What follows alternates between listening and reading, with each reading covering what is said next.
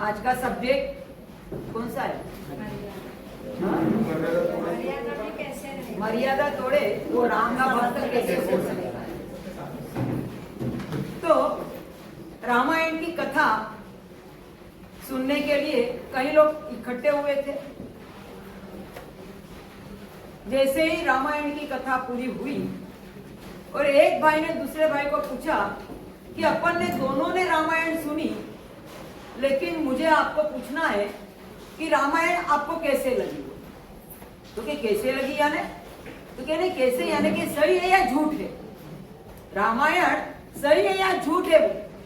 तो कि भाई देखो, राम थे, राम हुए तब मैं हाजिर नहीं था, रामायण जब लिखा गई तब भी मैं हाजिर नहीं था, लेकिन इतना तो मैं निश्चित रूप से निर्णय से बोल सकता हूं कि भले मैं हाजिर नहीं था, लेकिन सच्चे दिल से मैं आपको बोल दूं तो रामायण थी, राम थे, रामायण लिखाई, ये सब कुछ हुआ होगा, लेकिन वो सुनते सुनते मेरा जीवन अच्छा बन गया, उससे अधिक मैं कुछ नहीं चाहता। उससे मेरा जीवन अच्छा बन गया, ऐसा ही मैं बोलो एक अपने जीवन के अंदर होना चाहिए कि एक इतना बढ़िया रामायण और संशोधन भले चाहे कितना भी हो जाए, कि वो चाहे कितना भी जो हो नहीं हो, लेकिन मेरा जीवन अच्छा बनाए ना, तो उसके प्रति मैं कुछ भी आपको बोल नहीं सकता हूँ। वो सत्य है या असत्य है, मुझे उससे कोई लेना देना नहीं है।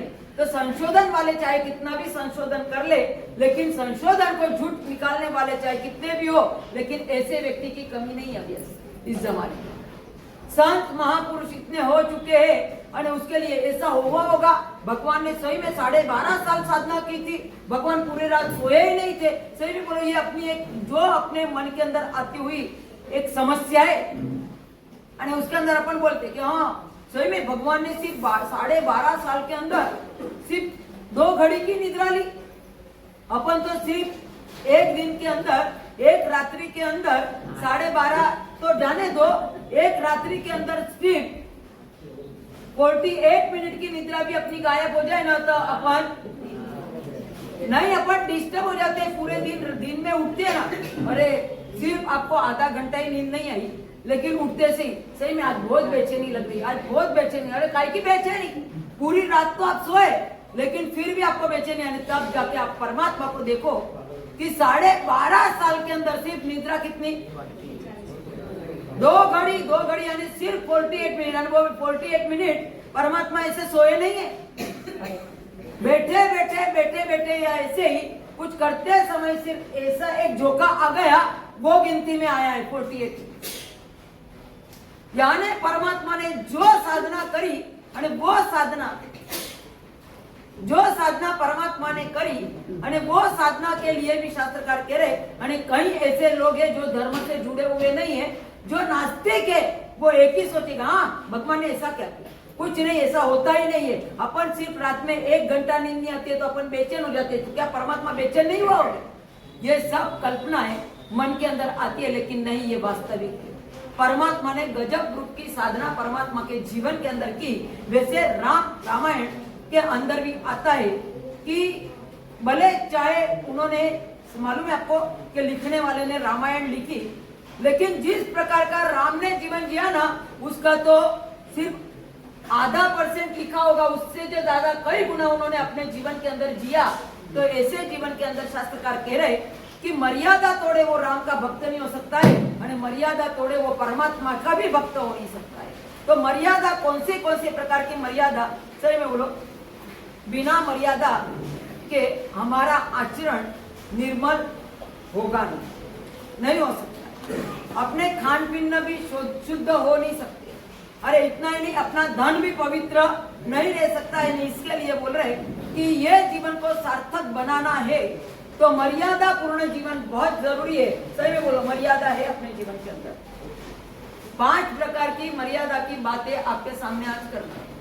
पहले नंबर की मर्यादा है, और मालूम है आपको, मर्यादा पूर्वक जिसका ही जीवन होगा, उसके जीवन के अंदर हजारों दुविधाएं खत्म हो सकती, हजारों दुविधाएं आपके और मेरे जीवन के अंदर आने वाली दुविधा है खत्म होने की पूरी संभावना किसके अंदर है? तो क्या मर्यादा पूर्ण जीवन आप जियो। लेकिन पहले ये पूछूं आपको कि मर्यादा पूर्ण जीवन है अपना? ना? नहीं, अमर्यादा। तो सही में बोलो, फिर सर्वमंगल करूं?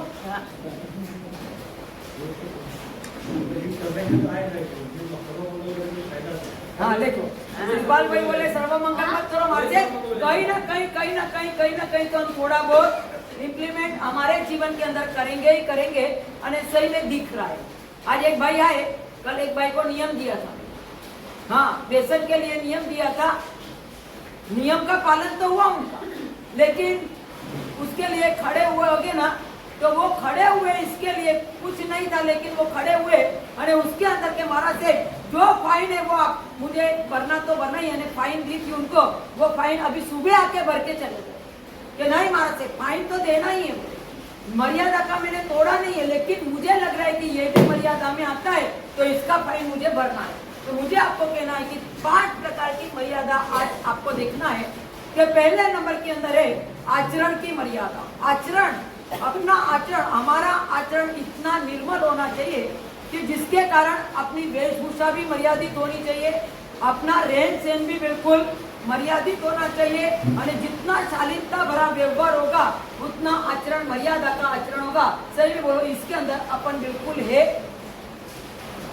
आचरण, आचरण की मर्यादा ने, आचरण की मर्यादा मालूम है आपको, शास्त्रकार भगवान कह रहे खराब विचार न आए वो सज्जनता की भूमिका नहीं है।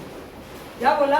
खराब विचार आपके या मेरे मन के अंदर नहीं आए वो सज्जनता की भूमिका नहीं है, लेकिन खराब विचार मन में आने के बाद आचरण में न लाओ तो भी आप सज्जनता का लक्षण, वो भी सज्जनता का लक्षण है, वही सज्जनता का लक्षण प्राप्त करने के लिए शास्त्रकार कह रहे कि कहीं ना कहीं शालीनता का बड़ा व्यवहार अपने वेशभूषा से भी लगना चाहिए कि अपना आचरण कैसा होना चाहिए। और एक बात है, आपके बेटे बेटी को आप जिस प्रकार के कपड़े अभी भले चाहे छोटे आप पहनाते हो, फिर बड़े होके भी वही कपड़े आपके बेटे बेटी पहनते। सही में बोलो, पहले नंबर के अंदर है कि छोटे है तभी आपके बेटे बेटी के कपड़े का एक ढंग रखो कि नहीं।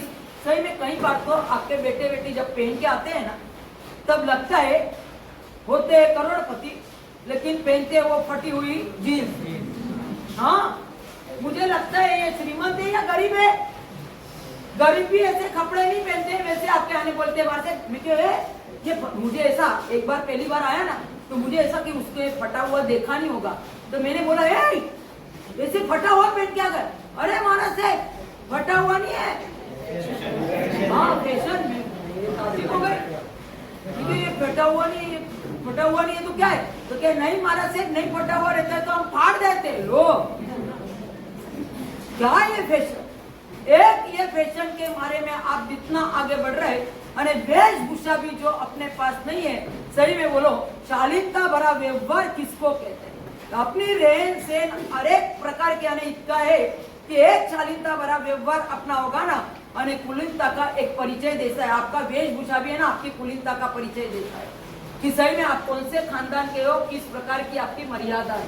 सही में बोलो, है आपके घर में ये संविधान है कि इस उम्र के बाद, आज मुझे भी एक गौरव है, आज यहाँ तक पहुंचे है ना, यहाँ तक पहुंचे है तो एक आचरण था परिवार के अंदर।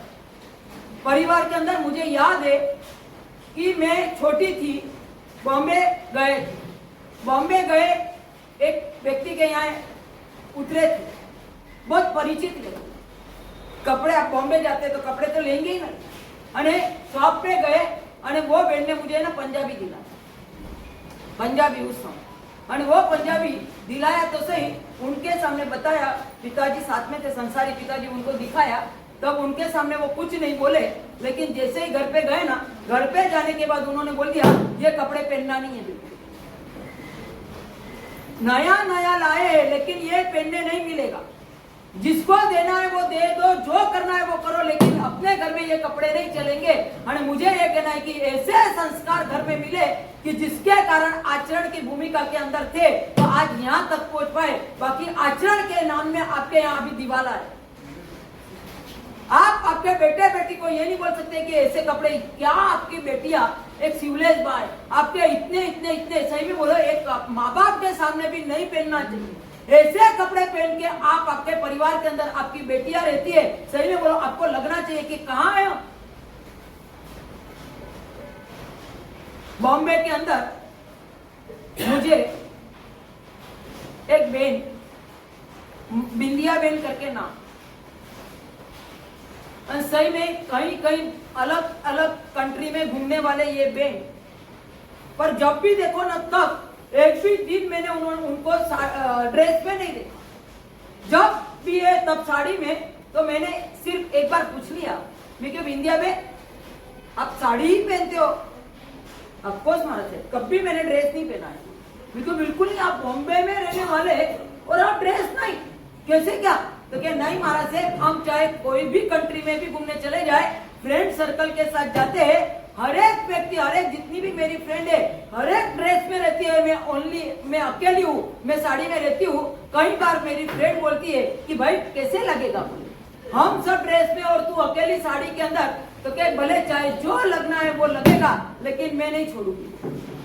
अरे महाराज साहब इतना ही नहीं, रात के समय में भी नाइट ड्रेस में साड़ी ही पहन के मैं सोती हूँ। मुझे आपको पूछना है कि ये मर्यादा, आज देख लो मुस्लिम ने अपना वेश नहीं छोड़ा है, जो बुर्खा है वो पहन के ही निकलते हैं, और अपन ने अपना जो पहरवेश था वो अपन छोड़ के बाहर निकलते। लगना चाहिए वास्तव में कि कहाँ है एक मर्यादा का आचरण जो अपने जीवन के अंदर नहीं, तो अपना जीवन, और इसके लिए ही बोला है कि अपना जीवन प्रभु का प्रसाद है।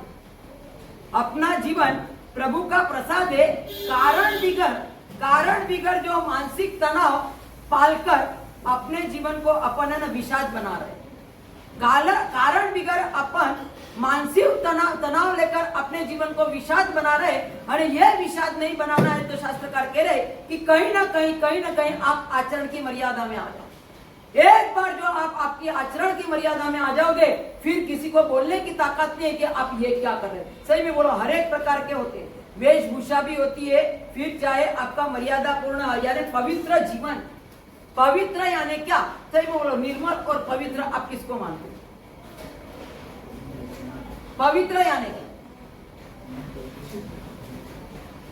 अरे पवित्रता, शुद्ध, कहीं पर कहा किसके साथ किस प्रकार की बात व्यवहार करना है, वो भी एक आचरण में ना, अरे वो भी आचरण में। एक बार है ना, मालेगांव के अंदर थे, माहेश्वरी परिवार की बहू, ऐसे देखने जाओ तो संसारी फ्रेंड, माहेश्वरी परिवार में, और माहेश्वरी परिवार के अंदर रही हुई ये बहू, दो ही जन घर में रहते थे, साड़ी। और मैंने पूछा उसको कि ड्रेस, तो क्या नहीं महाराज साहब नहीं चलता है। मैं तो कि पियर जाके पहनती होगी ना, तो क्या अरे महाराज साहब मेरे मम्मी पापा ने बोल दिया है कि तू वहां नहीं पहन सकती है, तो हमारे सामने कैसे ड्रेस पहन सकती? मेरे मम्मी पापा ने साफ पूरे मना बोल दिया कि नहीं, मैं हमारे यहाँ भी तुझे साड़ी ही पहनना पड़ेगा, ड्रेस में नहीं चलेगा। सही में बोला, आपके यहाँ है ये व्यवहार? एक माहेश्वरी परिवार के अंदर भी जो ये व्यवहार हो सकता है, तो अपने परिवार के अंदर किस प्रकार का एक वेश परिवर्तन, वेश अपना होना चाहिए। वेशभूषा के अंदर मालूम है आपको कि अपने यहाँ सज्जनता की एक भूमिका लिखी हुई है, और वो सज्जनता की भूमिका के अंदर आता है कि वेश आपके कैसे होना चाहिए।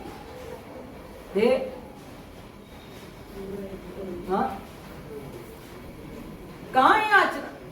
यह संविधान अपने यहाँ नहीं, और ये एक बार का संविधान जो आपके पास आ जाए कि नहीं महाराज साहब आचरण तो हमारे पास किस प्रकार होना चाहिए, और आचरण की मर्यादा भी नहीं है, तो फिर तो कुछ भी आप चाहे कितना भी धर्म कर लो, लेकिन वो धर्म आपको कितना सफल बनाएगा वो एक क्वेश्चन मार्क।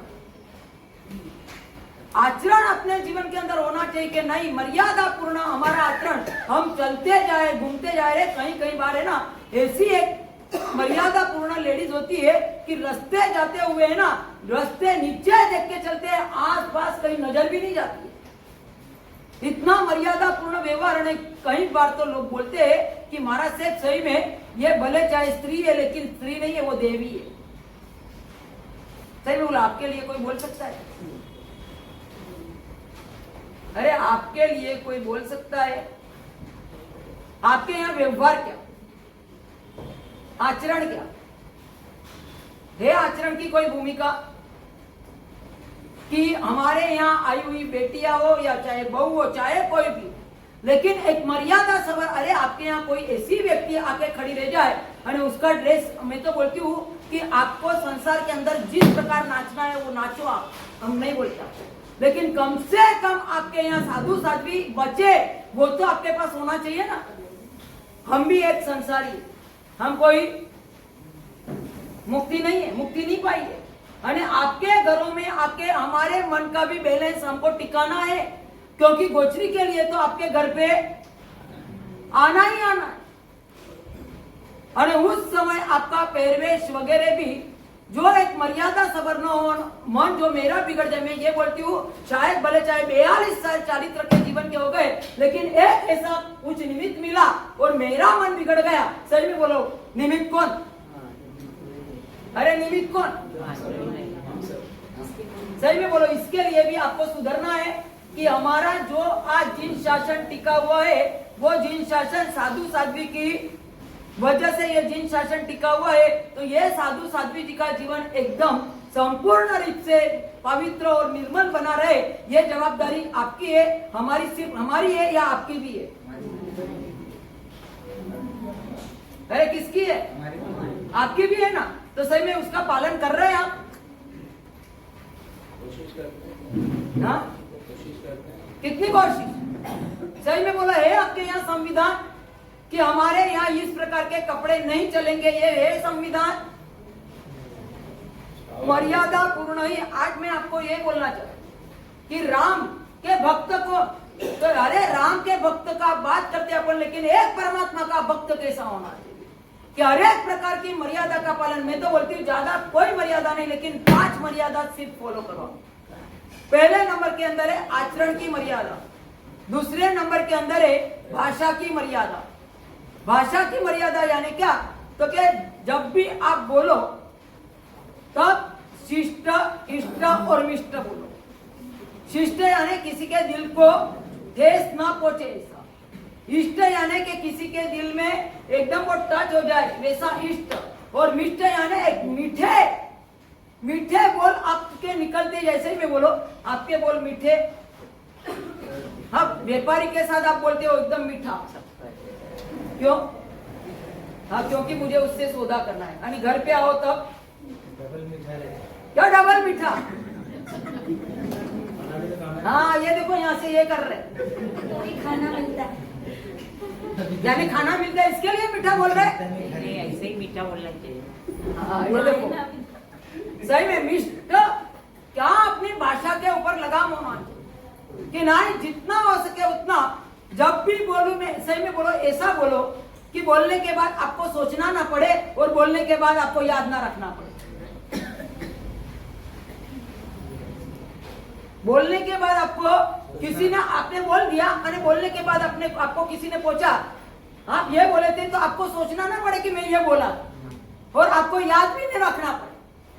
इस प्रकार की भाषा अपने पास होनी चाहिए, और इस प्रकार की भाषा अपने पास होगी। एक बात है, जिसकी भाषा भव्य और जिसकी भाषा के अंदर सभ्यता होगी उसका जीवन भव्य बन सकता है।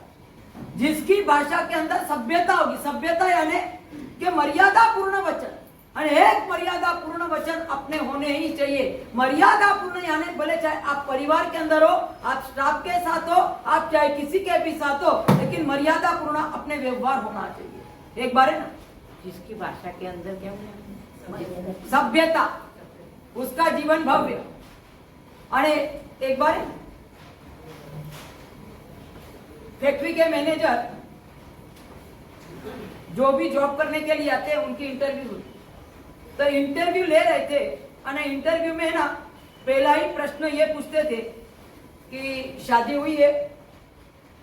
फर्स्ट क्वेश्चन कि शादी हुई है, जिसकी शादी हुई होगी उनको ही इस फैक्ट्री के अंदर एंट्री दी जाएगी। एक भाई आए इंटरव्यू देने के लिए और पूछा मैनेजर ने डायरेक्ट कि भाई शादी हुई है, तो क्या नहीं, तो क्या रिजेक्ट, आपका नंबर नहीं लगेगा। तो क्या यहाँ फैक्ट्री के अंदर काम करने के लिए शादी की क्या जरूरत है भाई? तो क्या नहीं, कारण है उसके पीछे। तो कि कारण क्या? तो कि कारण एक है कि जो घर में गुस्सा सहन करके आया होगा वही इस फैक्ट्री के अंदर, क्योंकि हमारे सेठ का गुस्सा बहुत तेज है, हमारे सेठ का गुस्सा इतना तेज है, तो वो गुस्सा घर पे सहन करके आया होगा तो वो यहाँ हाँ सहन कर पाएगा, नहीं तो वो सहन नहीं कर पाएगा। सही नहीं बोलो? ये आपका जीवन, इस प्रकार का जीवन अपने को नहीं चाहिए। बोलना है तो मर्यादा पूर्ण व्यवहार, अपना मर्यादा शब्द जो भी आप बोलते हो तो वो मर्यादा पूर्ण अपने शब्द होने चाहिए कि किसके साथ में वार्तालाप कर रहे, बड़े के साथ वार्तालाप कर रहे, छोटे के साथ वार्तालाप कर रहे, भले चाहे कोई समाज के व्यक्ति के साथ वार्तालाप कर रहे या भले चाहे आप संघ की व्यक्ति के साथ वार्तालाप कर रहे, कोई भी व्यक्ति के साथ वार्तालाप करते समय आपके शब्दों को आप एक बार जांच करो कि ये शब्द मैं बोलूंगी सामने वाले को कहीं हर्ट तो नहीं होगा। देखते हो कि जो आए वो एक बार एक बहन को बोलने की बहुत आदत और ये आदत के कारण शादी में जाना था, तो शादी में जाना था यानी भाई के यानी जेठ के लड़की की शादी, जेठ की लड़की की शादी में जाने वाले थे और तब है ना पति ने बोल दिया पत्नी को कि देखना शब्द बिल्कुल संभाल के बोलना, कुछ भी बोलना मत, शादी में जा रहे तो क्या बिल्कुल ठीक है, कुछ नहीं बोलूंगी, नहीं बोलूंगी। और जैसे ही वर वधू को आशीर्वाद देने के लिए गए और आशीर्वाद देते देते ये बहन ने बोला पति की राह पे चलना, पति के अभी अच्छा ही शब्द था लेकिन जैसे ही बोला और वो है ना जोर जोर से रोने लग गई। सब जन देखने लग गए कि शादी का माहौल और ये इतने जोर जोर से क्यों रो रही है, तो क्या भाई क्यों रो रही है, तो क्या काकी क्या बोल के गए, अरे क्या बोला, वो बोले कहीं मैंने तो कुछ नहीं बोला, मैंने तो यही बोला पति के राह पे चलना, मैंने तो यही बोला, ये अच्छा ही बोला ना, मैंने बुरा थोड़ी बोला है। बोले तो क्या नहीं बिल्कुल गलत है। बोले कि भाई कैसे क्या गलत, तो क्या भाई आपको पता है पति कौन है, बोले पोस्टमैन है। बोले अब वो पोस्टमैन है उसके पीछे पीछे जाओ, सोच के तो बोलना चाहिए ना। बोले क्या बोलते हैं, वो भी सोचते नहीं और बोलते ही जाते। मुझे ये कहना है कि एक मर्यादा पूर्ण अपने शब्द होने चाहिए। कहाँ मैं बोल रही हूँ, किसके साथ बोल रही हूँ, वडील के साथ मेरा वार्तालाप हो रहा है तो मुझे किस प्रकार का भाव होना चाहिए, किस प्रकार के शब्द मेरे होने चाहिए। सही में बोलो, ये सब चेक करके ही बोलते हो आप, अरे चेक करके। हाँ नियम दे दो आज, दे दो। सही में बोला भाभी क्या बोल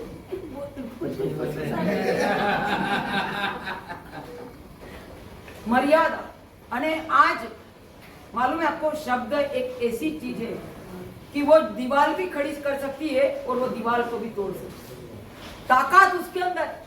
आप सही में बोलो, वो पुल भी बना सकती है और दीवार भी बना सकती है। आप क्या बनाना चाहते हो, आप पुल बनाना, पुल मालूम है, पुल आपको एक किनारे से दूसरे किनारे पहुंचाने का प्रयास वो पुल करता है और दीवार क्या करता है, एक दूसरे के बीच में दीवार खड़ी करता है। तो सही में बोलो, आपके शब्द दीवार खड़ी कर रहा है या पुल बना रहा है, पुल। वो हो रामदास पेट वाले पुल बना रहे हैं, सही में पुल। हाँ ये क्या नया ही बना रहे हैं हम कुछ, आप दीवार भी छोड़ दो, पुल भी छोड़ दो। हम तो ऐसे पत्थर डालते हैं कि आपसे पुल बना लिया ना भारत। मेरे से नहीं बनाओगे ना, एक बार तो चलेगा, लेकिन परिवार में बना लो आप। मैं तो रहूंगी 4 महीने, बाकी मैं यहाँ से विदा। हाँ यहाँ ये के पीछे पीछे आएंगे, देखियो अब मैं जाऊँ तब। सही में एक निश्चित रूप से अपने जीवन के अंदर करो। तो सब मार्शल को बोला था जाओ पीछे पीछे। पहले नंबर के अंदर है आचरण की मर्यादा, दूसरे नंबर के अंदर है भाषा। समय अपने पास बहुत थोड़ा है तो थोड़ा शॉर्ट में लेके आगे बढ़ूंगी, क्योंकि अपने को आज सीधी तप वाले को भी सुनना है। तो इसके लिए पहले नंबर के अंदर है आचरण की मर्यादा, दूसरे नंबर के अंदर है भाषा की मर्यादा, तीसरे नंबर के अंदर है भोग की मर्यादा। भोग की मर्यादा यानी क्या, मन के मन के प्रति संयम, जितना मन के प्रति आपका संयम होगा उतना भोग के अंदर आप कम जाओगे और नैतिक और पवित्र जीवन जीने का एक प्रयास अपने जीवन के अंदर होना चाहिए। नैतिक और पवित्र जीवन जीने के लिए संसारिक सुख चाहे आपके पास कितने भी हो, लेकिन उसके सेवन के लिए भी आपके पास मर्यादा होनी चाहिए। सुख के साधन आपके पास भरपूर है, मैं मना नहीं करती कि आप सुख मत भोगो। सही में बोलो, आपके पास है ना, आपके पास जितनी भी ज्वेलरी आप पहन के निकल सकते हो। हाँ क्यों? कारण सही में बोलो, आप इकट्ठा कर सकते हो लेकिन भुगत नहीं सकते हो, क्योंकि भुगतने का पुण्य नहीं है। इकट्ठा चाहे आप कितना भी कर लो लेकिन भुगतने का पुण्य नहीं है, क्योंकि आपको डर है भी ये रास्ता इतना सामसू है, मैं जाऊंगी और कहीं कोई खींच लेगा तो ये सब कुछ डर पड़ा हुआ है। चाहे आप लोकर में रहने से में बोलो, लोकर में रख रख के आप आनंद मानोगे, हाँ? भाव बढ़ जाए और एक दिन आप चले जाओ, फिर क्या करेंगे वो भाव को? ऐसे कितने लोग ने रख रख के संभाल के रखा और चले गए, फिर भुगता किसने? हाँ? ये क्या पूजा? एक भुगतने का भाव अपने मन के अंदर नहीं होना चाहिए कि एक मर्यादा आप भोगो। जो भी सुख आपके पास है भुगतने की मना नहीं है, पर उसके अंदर कहीं ना कहीं मर्यादा होगी। मर्यादा जब तक नहीं है और मर्यादा को उल्लंघन करके आप जितना भी भोग भोगोगे, सही में बोलो, अपना जीवन सफल नहीं बन पाएगा। और सफल बनाने के लिए उसको भुगतने के लिए मर्यादा पूर्ण अपना होना चाहिए। और मर्यादा किस प्रकार होनी चाहिए उसकी बात अपन अगले वर्तमान करेंगे। बाद में आती है चौथे नंबर की मर्यादा, खान पीन के अंदर मर्यादा। खाने पीने में के अंदर मर्यादा होनी चाहिए, जितना हो सके उतना सात्विक खुराक, सदा सात्विक खुराक आप लोगे। और मालूम है आपको, जितने ज्यादा खाने वाले हैं उतने सब हॉस्पिटल के अंदर है, वो लोग जीते भी जाता नहीं। जितना कम खाते हैं वो ज्यादा जीते। आज हॉस्पिटल के कल है ना, प्रेस रिपोर्टर सब आए, उन्होंने बोला कि तब ये 30 जन और इतना बड़ा तब कैसे कर पा रहे। अरे एक दिन भी हम तो भूखा नहीं रह सकते, लेकिन ये इतने 36 दिन तक ये उपवास, और ये बीच में एक टेका मिलता है, बाद में आगे बढ़ते तो किस प्रकार। तो मैंने उनको एक ही बोला कि एक बार है ना, एक बार आप हॉस्पिटल की मुलाकात लेके आओ। हॉस्पिटल की मुलाकात लेके आओ, वहाँ खाने वाले ज्यादा है या नहीं खाने वाले ज्यादा है?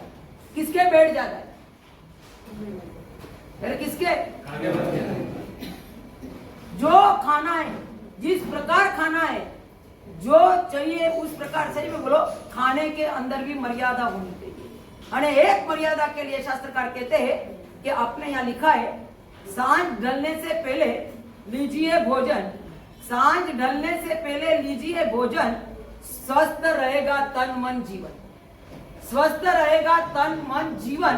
और एक स्वस्थ रखने के लिए अपने जीवन को 5 प्रकार के पहले नंबर के अंदर है आप रात्रि भोजन करते हो तो अपनी पाचन शक्ति कमजोर बनती है। पाचन शक्ति कमजोर बनती है। दूसरे नंबर में है मोटापन आता है। जो भी मोटापन आ रहा है तो वो किसके कारण है? जिस समय अपने को खाना चाहिए उस समय अपन ने नहीं खाया। सही में बोलो, अपना आपका अभी है ना शेड्यूल पूरा खाने पीने का बिल्कुल चेंज हो चुका है। ऐसा चेंज हुआ है कि आपको सही में बोलो, कभी कभी लगता है साध्वी जी फिर 2 बजे आए आपके यहाँ गोचरी लेने। अरे गोचरी लेने आपके यहाँ 2 बजे आए, आप सुबह का आपका ब्रेकफास्ट 10 बजे, भोजन 2 बजे 3 बजे और फिर रात को 10 बजे। सही में बोलो, हमारी गोचरी का भी यही कर दे। हाँ अरे ये करे, फिर भले चाहे हम 2 बजे खाते हैं, हमारे यहाँ 2 बजे रसोई होगी। यही कि कुछ दूसरा यही चल रहा है। और इसके लिए मैं आपको बोल रही हूँ कि पहले नंबर के अंदर है पाचन शक्ति कमजोर होती है, दूसरे नंबर में मोटापन आता है, तीसरे नंबर में अनिद्रा, यानी आप खा के सोते हो ना, नींद भी नहीं आती। जिस प्रकार की अपने को नींद होनी चाहिए, अनिद्रा का रोग लागू पड़ता है।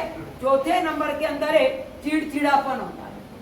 चिड़चिड़ापन भी जो आता है ना, वो रात्रि भोजन के कारण।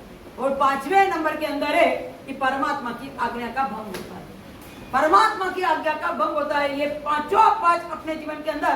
और इसके लिए कह रहे कि खान पीन के अंदर भी कहीं ना कहीं आप ये एक कंट्रोल का भाव लाओ कि जो परमात्मा ने बोला है सात्विक खुराक जितना लोगे, सही में बोला। आप देख लो, ये पहले के जितने भी माजी आज 80 साल वाले बैठे होंगे, 70 साल वाले बैठे होंगे, वो है ना 2 जीना चढ़ पाएंगे, वो घर का काम भी कर पाएंगे। लेकिन अभी होता है एक थोड़ा सा काम किया नहीं, सही में बोलो। आपके यहाँ है ना अभी बिस्तर तैयारी रहता है, हाँ, थोड़ा सा काम किया नहीं जाके क्यों,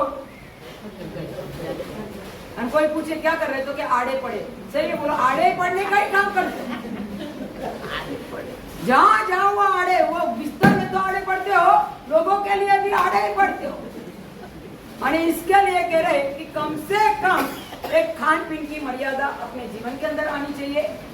और 5वें नंबर के अंदर है धन की मर्यादा। धन मर्यादा, धन की मर्यादा भी अपने पास। अति संग्रह वो भी एक दुख का कारण बनता है, अति संग्रह करो वो भी एक दुख का कारण बनता है। और इसके लिए बोला है कि इस दुनिया के अंदर है ना, आप जो भी कमाओगे वो साथ में लेके नहीं जाने, यहाँ ही छोड़ के आपको जाना है। लेकिन साथ में कुछ आएगा तो यहाँ आप जो सत्कार्य करोगे वो 100% आपके साथ में आएगा।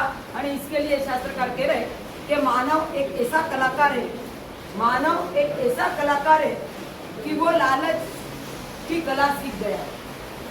मानव ऐसा कलाकार है जो लालच की कला सीख गया। आज देख लो 84 लाख योनि के अंदर, 84 लाख योनि के अंदर सिर्फ एक मानव जाति ही कमाती है, बाकी कोई नहीं। देखा आपने? अरे देखा, कोई कमा रहा है, एक मानव ही कमा रहा है। मानव कमाते कमाते सही में बोलो, लेकिन अन्य जीव भले चाहे कमाई नहीं है, लेकिन कभी वो भूखा मरा नहीं है। और आप कमाते आपका पेट भरा नहीं, भरा है, आपका पेट भरा नहीं है, वो कभी भूखा मरा नहीं है। तो कम से कम अपने जीवन के अंदर होना चाहिए कि एक मर्यादा पूर्ण, ये 5 मर्यादा से आपका जीवन आप जियोगे तो निश्चित रूप से है कि अपन परमात्मा के भक्त बन के ही रहेंगे। और परमात्मा के भक्त बनने के लिए अरे आचरण तो ये है, आचरण की मर्यादा यहाँ तक की है कि आप प्रवचन में बैठे हो और प्रवचन के अंदर बैठने के बाद भी आचरण यह होना चाहिए कि सिर्फ हम सुन रहे, कोई तो नौकर वाली गिनेगा, कोई तो कुछ पढ़ेगा, कोई मोबाइल में देखेगा, तो ये भी आचरण आपका गलत है। जहाँ एक जिनवाणी आप सुन रहे तो कान, अभी कोई लोग बोलते मत सुनते भी है और गिनते भी, तो फिर वो भी हमारा हो जाता है। सही में बोलो, योग्य ये आचरण। एक काम सही में बोलो, रसोई भी बनाओ और कपड़े भी धो लो साथ, होगा वहाँ? अरे होगा? एट ए टाइम एक ही काम होता है। तो अपने को एक आचरण के अंदर भी इतना एक परिवर्तन लाना है। आचरण की मर्यादा, आगे बोलो। आचरण की मर्यादा, आचरण की मर्यादा। बस ये 5 मर्यादा में अपन आएंगे तो निश्चित रूप से अपन परमात्मा के भक्त बन के ही रहेंगे। तो भक्त जिसको भी बनना है तो इसकी आगे की क्या क्या प्रोसीजर है वो अपन प्रदूषण के बाद देखेंगे। तो बस दिनाक ने कुछ बोला तो इच्छा में टुकड़ा। मानव ऐसा कलाकार है कि वो लालच की कला सीख गया है। लिखते इम्प्लीमेंट करते कि इसके लिखना नहीं, सही में भले लिखने वाले इम्प्लीमेंट करे या ना करे, लेकिन लिख के इसके लिए जा रहे कि बाद में 4 महीने के बाद हम फ्री बैठेंगे ना, तब हाँ बोल के कम से कम पढ़ेंगे तो आने। सही में इतना तो मैं बोल सकती हूँ कि यहाँ इम्प्लीमेंट हो रहा कहीं ना कहीं। अरे मैं तो एक बोलती हूँ, एक के अंदर भी बदलाव आया ना तो हमारा चातुर्मास सफल है। हम ये नहीं चाहते हैं कि भाई सबके अंदर बदलाव आएगा, निश्चित नहीं, क्योंकि मैं भी हुई, मेरे अंदर भी गुरु महाराज सबको बोलते हैं, लेकिन मेरे अंदर बदलाव नहीं आए। तो वो नहीं बोलते हैं उसका नहीं, वो बोलते हैं उनका तो सही है, लेकिन मेरे अंदर नहीं आ रहा है, तो वो मेरी अयोग्यता है। तो वैसे यहाँ जितने भी सुन रहे कहीं ना कहीं छोटा मोटा बदलाव तो अपने जीवन के अंदर लाने के लिए, यानी एक बात है बदलाव आए या ना आए, लेकिन सुनने की इच्छा तो हो रही है ना, वो सबसे बड़ी बात है। सुनने के लिए भी आ रहे तो कहीं ना कहीं बदलाव तो आएगा आएगा आएगा, निश्चित आएगा। बस ऐसे ही परमात्मा के भक्त अपन बनने के लिए 5 मर्यादा का पालन करें। आगे आओ। मेरे हर समस्या का समाधान करने वाले परम उपकारी परमात्मा सुमतीनाथ दादा के चरणों में कोटि ममता की मूर्त परम श्रद्धेय गुरुवर्या राजरत्ना श्री जी महाराज साहब के चरणों में कोटिशा वंदन। सिद्धि के मार्ग पर चलकर रिद्धि पाने का मूल मंत्र देने वाले मेरे कल्याण गुरु रिद्धि निधि महाराज साहब के चरणों में कोटिशा वंदन। धर्म और संस्कार के बीच समन्वय करते हुए जीवन पथ पर कैसे अग्रसर होना है, इसका मार्गदर्शन करने वाले प्रखर व्याख्याता वात्सल निधि महाराज साहब के चरणों में कोटिशा वंदन। सर्वप्रथम मेरे जीवन में यह सुनहरा अवसर प्रदान करने के लिए सभी गुरुवर्यों को मैं तहे दिल से उपकार मानती हूँ। साहेब जी जब भी मुझसे सिद्धि तक के जुड़ने की प्रेरणा करते थे तो मैं एक ही बात कहती थी, वर्तमान योग। पर यही नहीं पता था कि आप सभी गुरुवर्या के श्रीमुख से आराधना का अमूल्य मार्गदर्शन तथा सभी के परम आशीर्वाद से मैं सिद्धि तप के पूर्णाहुति के ओर अग्रसर हो पाऊंगी। सिद्धि तप केवल उपवास के आराधना नहीं है, ये तो आत्मा की शुद्धि और सहनशीलता का एक दिव्य मार्ग है। गत कई दिनों में मन, वाणी और काया को संयम में रखकर आत्मा को पारदर्शक बनाने का एक प्रयास किया गया है। तब के शुरुआत में ही मेरे जीवन में एक बहुत ही दुखद हादसा हुआ। मेरी प्यारी माता जी का स्वर्गागमन हो गया। माता के वियोग से मन बहुत ही कमजोर विचलित हो गया था। हृदय में भावनाओं का मानव बंद चल रहा था। ऐसे वक्त तप और गुरुवर्या ने मुझे संयम का सहारा दिया। मैंने सोचा व्यक्ति का आना और जाना यह तो प्रकृति का नियम है। परम पूज्य मम्मी को सच्ची श्रद्धांजलि तो यही होगी कि मैं मेरे तप में अड़ग रहकर पूर्ण करूं। तप में हर दिन मेरी प्रेरणा स्तोत्र मम्मी की आत्मा मेरे साथ आराधना में जुड़ी हुई है, मुझे शक्ति प्रदान कर रही है। उनके संस्कार और प्रेम से ही मुझे इस मार्ग पर चलने की प्रेरणा मिल रही है। यह सिद्धि केवल मेरी नहीं, ये तो मेरी सारी 11 गुरुवर्या, मेरा परिवार और आप सभी के आशीर्वाद की सिद्धि है। इस परिवार में इस अवसर पर मैं सभी को विनती करना चाहूंगी कि जीवन में चाहे कैसे भी विपरीत परिस्थितियां आए, आत्मा की साधना में कभी भी पीछे हट नहीं करना चाहिए। जीवन में दुख, आनंद ये सब तो क्षणिक है, परंतु साधना के द्वारा मिलती शांति, संतोष और प्रसन्नता अविनाशी है। मेरे जीवन साथी निखिल, परम पूज्य पापा जी, मम्मी जी और परिवार के सभी सदस्य, सभी साध्वी जी भगवान श्री संघ का मैं अभिनंदन और आभार मानती हूँ। आप सभी के प्रोत्साहन के बगैर यह तप कर पाना शक्य ही नहीं था। इसी तरह भोजनशाला की व्यवस्था तो बहुत ही उल्लेखनीय और शाता देने वाली तो है ही, परंतु खासकर प्रदीप महाराज और उनकी टीम का हमारे लिए स्वादिष्ट और गर्मा गर्म भोजन बनाने के लिए भी मैं उन सब का तहे दिल से शुक्रिया अदा करना चाहूंगी।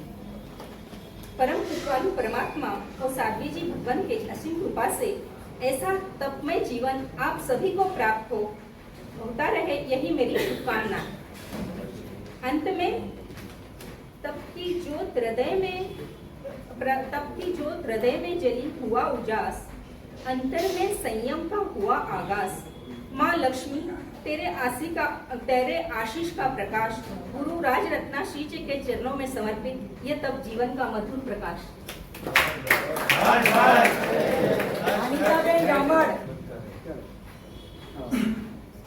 वो मेरे जीवन बगिया के मालिक पाई है मैंने आपसे खुशहाली। अनंत उपकार है गुरुदेव आपके मुझ पर, आपके चरणों में मैं जाऊँ बलिहारी, आपके चरणों में मैं जाऊँ बलिहारी। वात्सल्य निधि जी महाराज साहब और मैं वहाँ बैठे थे। हम लोग, मैंने जब उद्यान किया था तो इन्हीं महाराज साहब के सानिध्य में किया था। मैं बहुत भाग्यशाली हूँ और आज मेरा जो सिद्धि तप चल रहा है जो इन्हीं महाराज साहब के सानिध्य में हो रहा है। मैं चाहती हूँ अगले साल भी मेरा मासिक क्षमन आप ही के सानिध्य में हो। जब वात्सल्य निधि जी महाराज साहब ने मुझे कहा आपका नाम अनिता बहनी ना, मैंने कहा हाँ महाराज साहब।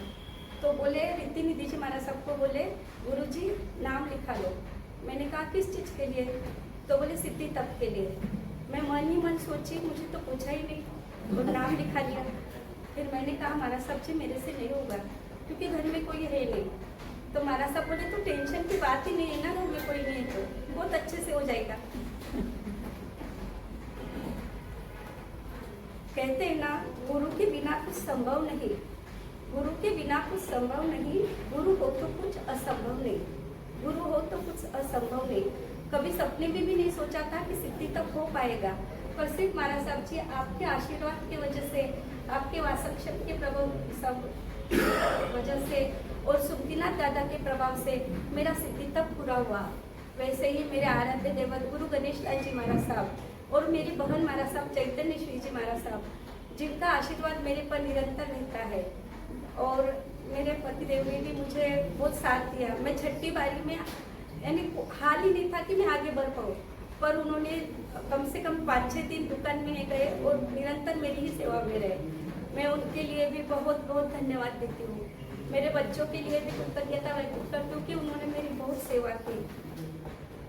नाज है तकदीर पर हमारे मिला है वरदस्त आपका, नाज है तकदीर पर हमारे मिला है वरदस्त आपका। आपके चरणों में ही विजय गुरुदेव हमारा सांझ और सवेरा, आपके चरणों में ही विजय गुरुदेव हमारा सांझ और सवेरा। जय हेमेंद्र भाई और एक बात बोलना चाहूंगी, सुषमा भाभी कोठारी ने बहुत हेल्प की।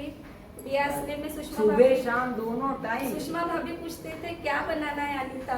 एक दिन पता नहीं मन में हुआ बेसन खाना, बोली भाभी मुझे बेसन फलका खाना है। दूसरे दिन वहाँ गई तो बेसन फलका तैयार था। मैं बोलूँ बस उतना एक फलका भी खा लिया ना, मेरा आगे की पूरी बारी मेरी बहुत अच्छी गई। गुरु साक्षात परम ब्रह्म तस्मै श्री गुरुवे नमः। मेरा आप सबका सिद्धि तप का मतलब शुरुआत बोले तो भजा या फिर महाराज साहब के प्रवेश से हुआ, लेकिन मेरे सिद्धि तप की महाराज साहब से जब मेरे मन में शंका थी, इतवारी गई थी ऐसे निदान करने के लिए, तो महाराज साहब से मेरी मुलाकात हुई वात्सल्य निधि जी से। तब उन्होंने मुझे बोला कि मैं सिद्धि तप कराऊंगी, आपको करना है। तब से घर आके रोज सोचती थी कि ये सिद्धि तप इतना टफ है, क्योंकि मेरे परिवार में करा हुआ है। तो मैं यही सोचती थी कि मैं कैसे कर पाऊंगी, क्योंकि मेरे घर की व्यवस्था को सबको देखते हुए पलाश एक शैतान बच्चा मेरा और घर की जिम्मेदारियां मम्मी पापा जी सब की व्यवस्था को देखते हैं, हर दिन मन में यही सोचती थी कि मैं कैसे करूंगी। पर रोज मैं सिर्फ सुमतीनाथ दादा के दरबार पे आती थी और उनसे यही कहती थी मुझे सिद्धि तप करना है। कैसे करूंगी क्या करूंगी नहीं पता, लेकिन मेरा दृढ़ संकल्प है कि मुझे सिद्धि तप करना है, आपको कराना है। कैसे कराओगे वो जिम्मेदारी आपकी। मैंने बस वही अर्जी लगाती गई रोज, और आज मैं इस मुकाम पे हूँ। मेरे पापा जी मेरे ससुर जी बहुत ही सरल स्वभावी हैं, जो सिर्फ यही कहते थे अपना स्वास्थ्य का ध्यान रखते हुए तप करना, क्योंकि हम आपके ऊपर निर्भर हैं। क्यों? और आज सभी का परिवार में मुझे बहुत ही सहयोग मिल रहा है। गुरुवर्य का आशीर्वाद वाक्षेप तो पूछिए मत, इतना कमाल का है कि हम कभी डगमगा नहीं रहे हैं। हम सभी सिद्धि तप के तपस्वी, थोड़ा भी मनोबल कम होता है ना, यहाँ आते हैं और हमारे सबको अपनी तकलीफ बताते हैं, तुरंत निदान निकाल देते हैं। कुछ नहीं होता, इतने से में थोड़ी ना डरते हैं। बस यही सोच करके हम सब आगे बढ़ रहे हैं। और मैं खास तौर से यहाँ की भोजन व्यवस्था जो हमारे लिए इतनी अच्छी कर रहे हैं, उसके लिए भी बहुत आभारी हूँ। और चारों महाराज सब जब हम व्यासना करने बैठते हैं ना, क्या खाना है क्या नहीं खाया, एक माँ का प्यार कैसा होता है ना, उस तरह हमारे लिए सेवा करते हैं। मतलब ऐसा संघ आज हमको ऐसे गुरुवर मिले, इस संघ के लिए अहो भाग्य है कि जो हम तपस्वियों की इतनी सेवा कर रहे हैं। किसी संघ में आपको ये देखने नहीं मिलेगा कि साध्वी जी हमारी हमको पहली बार ही देखने मिल रहा है साईं जी।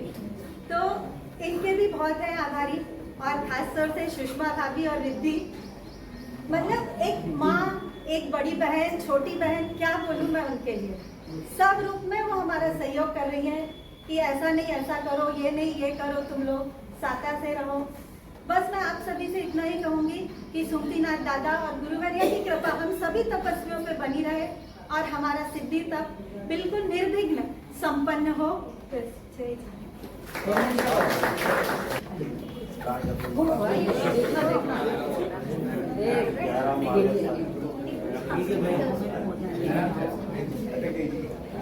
यहाँ विराजमान सभी पुण्य आत्माओं को मेरा जय जीवन। मैं इसलिए कह रहा हूँ पुण्य आत्माओं के आपने पूर्व जन्म में कोई अच्छे कर्म किए हुए होंगे तो आपने को जैन धर्म में पुण्य जन्म मिला। अब अपने हाथ में है कि उसे कैसे अपने करके अपने आप को अपनी आत्मा को पुण्य करके अमर बनाना है अपने आप में।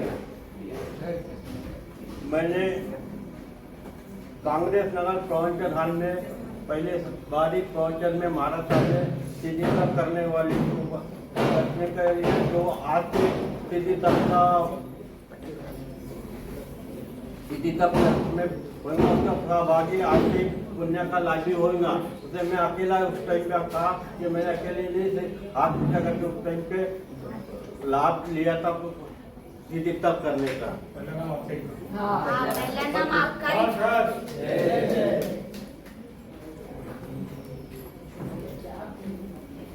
उस टाइम मुझे ऐसा लगा कि मैं सीधी तप इतना क्या कठिन है कि कोई नहीं हाथ में, मैं अकेला ही उस टाइम हाथ उठाया। तो पर मुझे पूरे अपने आप पर सतदेव महाराज जी के वाक्य और गुरु के आशीर्वाद और प्रभु की कृपा पूरा भरोसा था कि मैं अपना तप पूरा कर पाऊंगा। इससे पहले मैंने ईश्वरी संघ में धर्म चक्र तप किया। उस टाइम में पहली बार दर्शन मतलब महाराज साहब के प्रथम प्रवचन में मैंने अपना नाम धर्म चक्र में लिखवाया। उसी टाइम मुझे बाद में मुझे विचार के मैं होगा कि नहीं, प्रभु की कृपा से आचार्य महाराज की कृपा और प्रभु के आशीर्वाद से मैंने तब पूरा किया। उसके बाद मैंने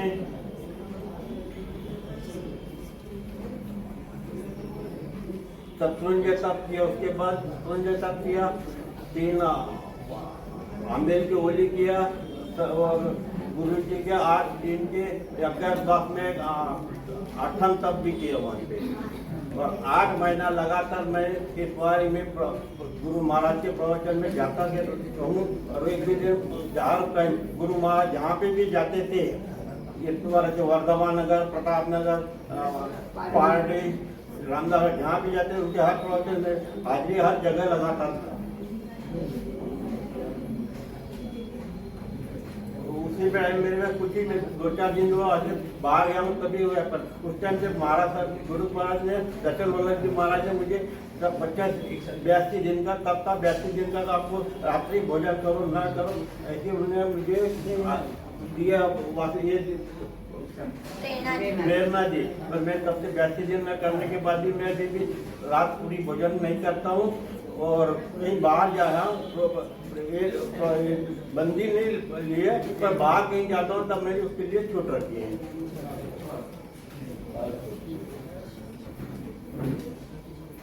करना था आज अभी एक ही जन है महावीर स्वामी के चरणों में वंदन। मेरे जीवन में धर्म का संचार करने वाले अनंत उपकारी ऐसे सुमतिनाथ दादा के चरणों में वंदन। यहाँ विराजित सरल स्वभावी सरल हृदय राजरत्न श्री जी महाराज के चरणों में वंदन। यहाँ हसमुख रहने वाले 11 साथी जी के चरणों में वंदन। गुरु जी के आशीर्वाद से और पवित्र आशीर्वाद से और उनके सरल स्वभाव से उनका इतना ध्यान रखने की वजह से आज हम सिद्धि तक जो भी सिद्धि तक के 3 तपस्वी हैं वो आगे बढ़ पाए हैं। कुछ ऐसे तपस्वी हैं जिन्होंने कभी कुछ किया ही नहीं, पर फिर भी महाराज साहब का इतना आशीर्वाद, इतना उनका प्यार वही है जो हमको आगे बढ़ा रहा है। वरना हम लोगों की कोई ये ताकत नहीं है कि हम आगे बढ़ पाए। फिर भी उनकी इतनी आगे बढ़ पा रहे हैं। उनकी अमृतमय वाणी बचकान इतने सरल है और ममता से इतना करुणामय से उनका ध्यान रखते हैं, इसीलिए हम बिना कुछ सोचे आगे बढ़ पा रहे हैं। महाराज साहब ने कहा था कि सिद्धि जब केवल उपवासों की संख्या का नाम नहीं है, इस सब का वास्तविक उद्देश्य मन वचन काया को संयम में रखकर आत्मा के वास्तविक स्वरूप को पहचानना है और इंद्रियों के मोह से दूर होते हैं तब भीतर का राग द्वेष क्रोध अहंकार और मोह की जंजीरें टूटने लगती है। इस सब में मैंने सीखा है कि जीवन का लक्ष्य केवल सुख सुविधाओं में नहीं बल्कि आत्मा की सिद्धि और मोक्ष मार्ग की प्राप्ति में है। इसीलिए मैं यही चाहूँगी कि सभी जन इस और ध्यान देके अपने आत्मा में आगे बढ़े और महाराज साहब का आशीर्वाद हमेशा हमारे संग पे बना रहे। इसी के साथ जय जय